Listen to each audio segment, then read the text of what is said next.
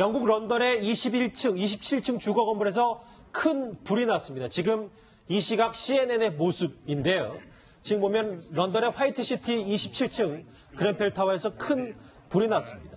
소방차 40대, 소방관 200여 명이 긴급 출동해서 구조 총력에 나섰고요. 이 피해 규모 화재 원인은 아직 불분명하다고 합니다. 예, 지금 총 120가구가 입주해 있고 모두 하염에 갇혔을 우려가 있다라는 보도가 나오고 있고요. 또 화재 원인은 아직 불분명하다고 하는데요. 일부 입주자들이 지금 고층 건물에서 뛰어내리는 매우 심각한 상황이라고 합니다. 예. 건물이 고층 건물인 만큼 굉장히 구조에 어려움을 겪고 있는 상황인 것 같습니다. 예, 지금 화면에 보시다시피 저 27층 주거 전용 아파트로 추정되는 빌딩에서 저렇게 화염에 휩싸인 불이 나고 있는데요. 자세한 소식은 저희가 보도본 국제부에서 연결이 준비가 되는 대로 한번 실시간 다시 연결해서 런던의 긴급한 상황 다시 한번 짚어봐야 될 것 같습니다.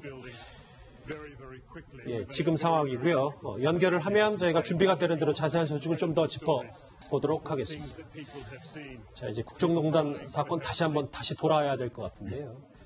이 박근혜 전 대통령과 관련된 안종범 전 수석의 새 수첩이 공개된 가운데 잘 알려진 대로 어제 박 전 대통령 재판에는 류진용 전 장관이 증인으로 출석했습니다. 먼저 유 전 장관을 언급하는 박 전 대통령의 목소리부터 먼저 들어보시죠.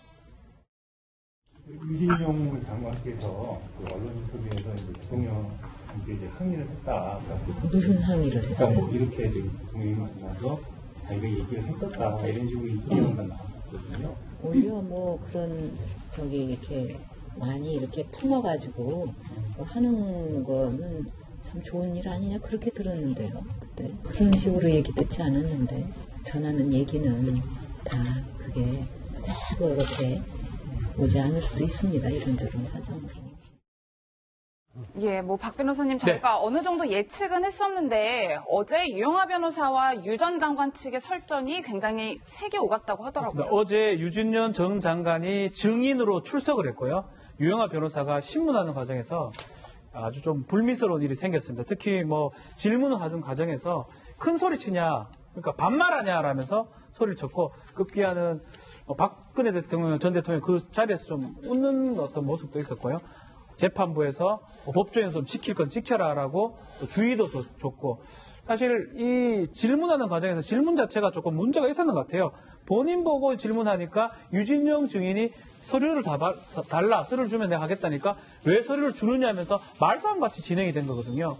그러다 보니까 재판부도 제지를 하는 그런 상황이었고 유진용 장관이 중요한 증인이고 박근혜 전 대통령한테 불리한 얘기를 많이 하니까 유영하 변호사도 변호인으로서 상당히 조금 좀 어려웠지 않을까. 그 과정에서 조금 감정이 섞인 질문과 답변이 오간 그런 상황입니다. 저게 많이 알려진 내용이기 때문에 저희들은 좀 더 들어가 보면 이수희 변호사. 예.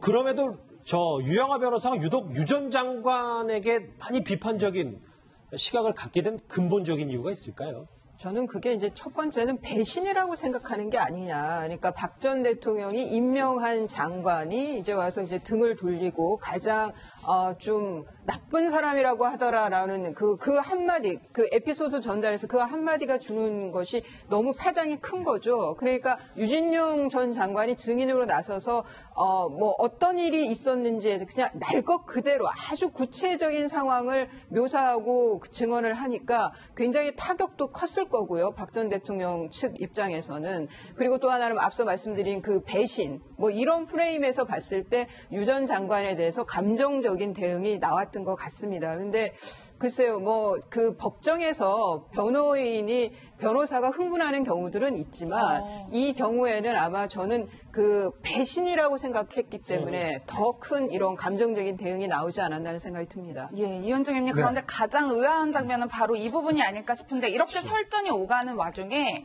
피고인인 박 전 대통령이 그 모습을 지켜보면서 웃음기를 띄었다는 거예요. 저희가 어떻게 해석을 해야 될까요? 이게 이제 남자들 간의 싸움이 이제 심하게 붙으면 나중에 뭐라고 그러냐. 왜 반말하냐.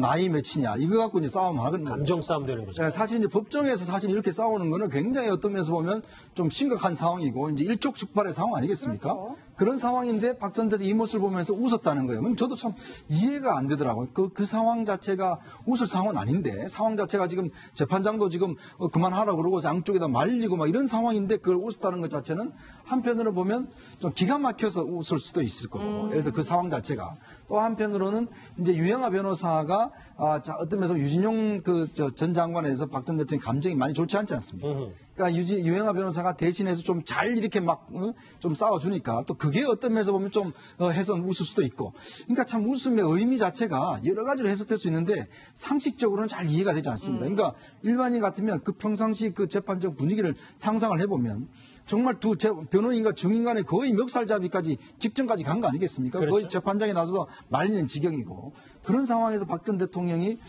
우리 웃음기를 띠다는 것 자체가 보면 제가 볼 때 상식적으로 참 이해가 잘 안 됩니다. 저는. 약간은 그런 부분이 있는 것 같아요. 12시간 내지 뭐 10시간 오랫동안 재판하는데 피고인은 사실은 크게 할 일이 없습니다. 본인이 모르는 내용도 많고.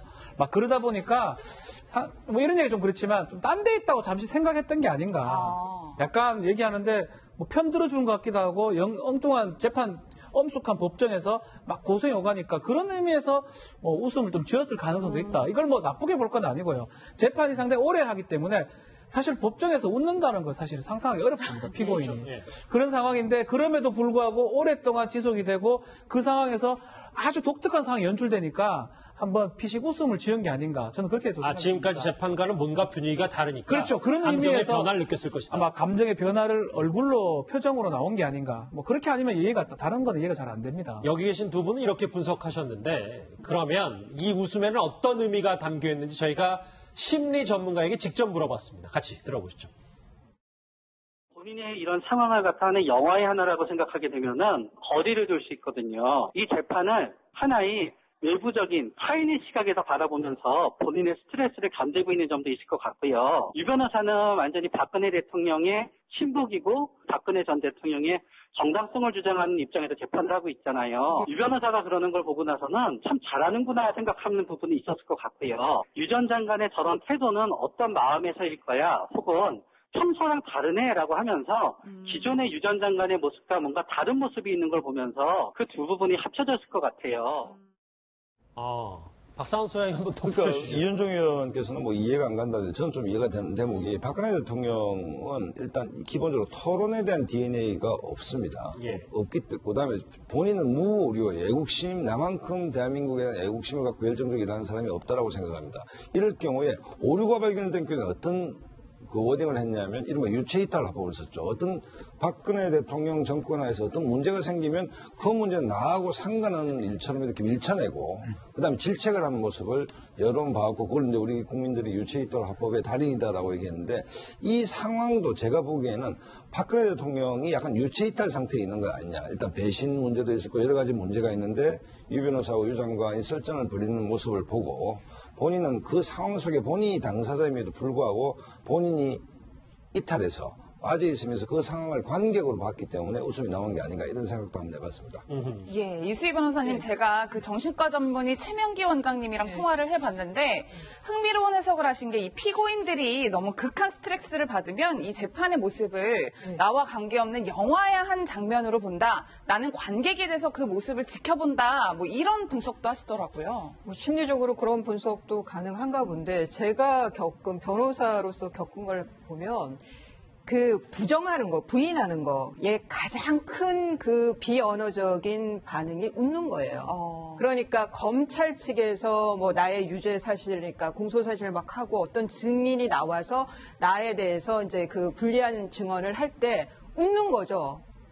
그러니까 저 왜 저런 거짓말을 하지? 저런 거 사실 아니에요라고 하면서 아주 강하게 부정하는 그 표시가 이게 웃는 거거든요. 저는 박 전 대통령이 관객 모드일 수도 있겠지만 또 한편으로는 그러니까 비웃음이란 말입니까? 그러니까 비웃음 같은 웃음. 그러니까 말도 안 돼. 저런 일이 뭐가 있었어라는 그런 절대적인 부정의 의미, 부인의 의미로 저런 그 표정이 나온 게 아니야. 웃음이 나온 게 아니냐. 저는 또 그렇게도 생각이 듭니다. 예. 그렇다면 기존에는 레이저 눈빛을 쐈다면 이번엔 웃었단 말이에요? 그럼 어떤 차이가 있다고 봐야 될까요? 글쎄요, 그 박 전 대통령의 심리 상태를 뭐 제가 다 알 수는 없겠지만, 그러니까 박 전 대통령의 경우에는 이 재판 자체를 뭐 탄핵도 그렇지만 정치적인 관점에서 소위 엮였다라고 생각을 하기 때문에 그 다음에 또 하나는 이제 뭐 법리적인 공방보다는 그 유 전 장관에서는 아마 그렇게도 볼 수 있었을 것 같아요. 저는 좀 차별이 되는 게 유승민 당시 원내대표의 배신의 정치를 응징해달라고 그랬을 때는 막 정말 그 탁자를 쳐가면서 굉장히 강하고 아주 굳은 어조를 보여줬다고 하면 유진룡 전 장관의 어제 그 증언에서의 그 박 전 대통령의 표정은 그러니까 나는 지난 여름에 내가 한 일을 알고 있다는 식의 그러니까 당시 장관일 때 당신이 내게 보여줬던 태도 그 모습을 알고 있는데 세상이 바뀌었다고 그래서 이런 바뀐 모습 그래서 제가 잠시 이제 배신이라는 말을 썼는데 거기에 대해서 유승민 의원한테 보였던 태도와 지금 유 전 장관에게 보이는 어조는 완전히 다르지만 저는 같은 맥락이라고도 보입니다. 어제 비웃음, 쓴웃음 어떤 건지는 잘 모르겠지만 일단 어제 재판에서는 노태강 전 국장의 인사 조치에 대한 관련 발언도 있었습니다. 그 관련 목소리 한번 들어보시죠. 노태강 국장 같은 경우는 제 고시 후배이기도 하고요. 일도 잘하고 또 대인관계도 좋다는 평이 있었습니다. 예, 근데 부정했다 그런 평을 들어보지 못하셨군요. 그렇진 않았습니다. 공직 감찰했더니 좀 부적절한 그런 것들이 좀 발견이 됐다 이런 얘기를 들었습니다. 제가 듣기로는 누구한테 받은 바둑판도 있었다 그러고 남한테 이제 받았다는 게 아마 지적이 된 것 같습니다. 공무원 품위 유지와 좀 관련이 되는 품위 유지 관련돼서 그렇게 이해를 했습니다. 그럼 품위 도대체 어떤 바둑판이길래 바둑판이 좌천사회가 되는 겁니까? 원래 이제 공직 감찰을 하게 되면 감찰부에 제일 먼저 하는 게 뭐냐면 그 책상을 뒤지는 일이거든요. 사무실 가서. 그래서 혹시나 예를 들어 상품권이나 현금이 있느냐 이런 걸 뒤지는 건데 지금 이제 노태강 국장이 참 나쁜 사람이다 이야기를 하고 이제 그 어떤 자신의 징계를 이제 받아야 되는 그런 상황에서 공직 감찰을 나가게 됩니다. 그런 상황에서 결국은 이제 공직 감찰을 해서 결국 좌천을 시키는데 그 이유가 뭐냐 하면 지금 현재 이제 본인의 사무실에서 바둑판이 발견됐다는 거죠. 그 바둑판이란 게 유명한 이제 그 기사가 어떤 사인을 해줬던 그런 이제 바둑판이 모양인데 사실 저는 이제 그 정부 관료들하고 많은 방에 가봤는데 바둑판 다 있습니다. 거의 다. 근데 유독 왜 노태강 국장 바둑판만 문제 삼는 것인지. 예. 그래서 노태강 국장 같은 경우는 아무래도 이제 그 체육 이쪽에 담당하고 있기 때문에 아무리 기본 쪽에서는 선물 줬을 수도 있죠. 물론 그렇기 때문에 그게 또 개인적으로 착보하기보다는 본인 사무실에 일단 비치를 해놓았다는 것은 예를 들어서 공무원들 국장들 사무실에는 주로 이제 그 어떤 바둑판에 이런 것들이 사실 있는 것들이 많거든요. 근데 그걸 이제 유독 문제 삼았다는 것은 결국 이제 어떤 콧대를 잡기 위해서 결국 노태강 국장을 어떤 좌천시키기 위해서 뭔가 문제 삼은 거 아닌가 저는 그렇게 보여지고 일단 그래서 결국은 노태강 국장이 이제 유진용 장관한테 빨리 자기를 좀 좌천시켜달라. 그렇지 않으면 문화부 전체가 상당히 어려워진다. 그래서 눈물로 호소를 했다는 거 아니겠습니까? 그래서 결국 이제 국립중앙박물관으로 이제 좌천이 되게 됐는데 그래서 그때 이제 나온 이야기가 결국은 이 바둑판 때문에 이제 본인이 어떤 징계를 받았다 나왔는데 사실은 이게 때문에 사실 1급 공무원을 징계를 한다는 것은 제가 볼 때 좀 조금의 상상을 좀 뛰어넘는 일이 아닌가 싶습니다. 예, 박 변호사님 네. 그렇게 이제 재판 중에 웃음을 보였던 박 전 대통령이 이와 관련된 내용이 나오니까 똑바로 유진용 전 장관을 응시하는 모습을 보여줬다는 거예요. 그렇습니다. 박 대통령 같은 경우는 이 부분이 만약 인정된다 그러면 직권 남용이라든지 이런 부분이 가능하고 이전에 이제 3월 30일 영장실질심사 때도 요 관련된 답변을 했었어요. 그때는 어떻게 답변했냐면 노태강의 직무 감찰 결과에 상품권이 나와서 인사조치를 한 것으로 답변했는데 구속이 된 후에 옥중에 조사를 받을 때는 또 그렇게 정확하게 얘기를 하지 않고요. 상품권이 정확하지 않지만 개인 비리도 있고 체육계 비리에 대한 이행조치를 안 한 게 더 크다고 얘기를 했습니다. 결국 박근혜 전 대통령도 정확하게 인지를 못하고 있었을 가능성도 있고 상품권 부분은 들었던 부분일 가능성도 있고 그래서 확인하는 차원에서 유진용 전 장관의 입을 쳐다본 게 아닌가. 그래서 정말 비리 때문에 한 건지 아니면 체육계 비리를 못 잡은 것 때문에 하는 건지 그 얘기를 아마 들으려고 한 게 아닌가 생각이 듭니다. 웃음으로 얘기하든 레이저로 얘기하든 어쨌든 박 전 대통령 표정으로 얘기하는데 이수희 변호사님 예. 반면 최순실 씨는 직접 증인신문도 하고 그랬었잖아요. 지금 유진용 전 장관을 상대로서 이게 직접 이제 증인신문을 하는데 이런 경우가 그렇게 많지는 않아요. 왜냐하면 최순실 씨가 유진용 전 장관이랑 만날 일은 없었을 거 아니에요. 그러면은 이렇게 직접 나서는 경우는 없는데 하여간 물어본 내용도 왜 굳이 저걸 물었는지 모르겠어요. 그러니까 유진용 전 장관이 관심도 없는 경미한 승마 이렇게 아마 증언을 하니까 거기에 대해서 섭섭하다. 그러면 어떤 종목에 관심 있냐? 그게 질문이에요. 거기에 대해서 유진용 전 장관이 개인적 취향을 뭐 이러면서 이제 그 답변을 좀 회피를 했는데 글쎄 최순실 씨가 여전히 저렇게 이제 적극적으로 재판에 나서고 하는 거는 원래 뭐 성격적인 면도 있겠지만 예. 아마 유 전 장관의 증언에서 본인이 생각해도 좀 뭐 불리하다라고 할까요? 뭐 그런 면들이 좀 느껴져서 분위기상 그래서 나선 게 아닌가 이런 생각이 듭니다. 알겠습니다.